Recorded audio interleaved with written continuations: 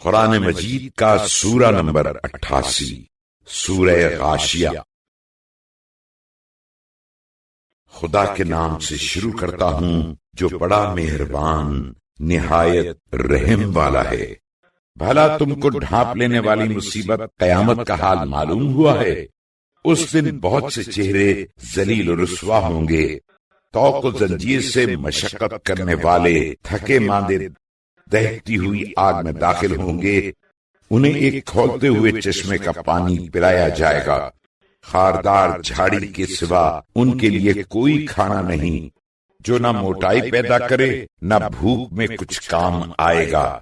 اور بہت سے چہرے اس دن تر و تازہ ہوں گے، اپنی کوشش کے نتیجے پر شادمان ایک عالیشان باغ میں۔ وہاں کوئی لغو بات سنیں گے ہی نہیں، اس میں چشمے جاری ہوں گے، اس میں اونچے اونچے تخت بچھے ہوں گے، اور ان کے کنارے گلاس رکھے ہوں گے، اور گاؤ تکیے قطار کی قطار لگے ہوئے، اور نفیس مسندیں بچھی ہوئی۔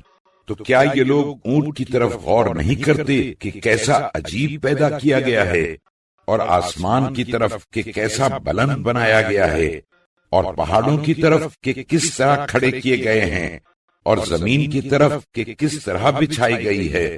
تو تم نصیحت کرتے رہو، تم تو بس نصیحت کرنے والے ہو، تم کچھ ان پر داروغہ تو ہو نہیں۔ ہاں، جس نے منہ پھیر لیا اور نہ مانا تو خدا اس کو بہت بڑے عذاب کی سزا دے گا۔ بے شک ان کو ہماری طرف لوٹ کر آنا ہے، پھر ان کا حساب ہمارے ذمے ہے۔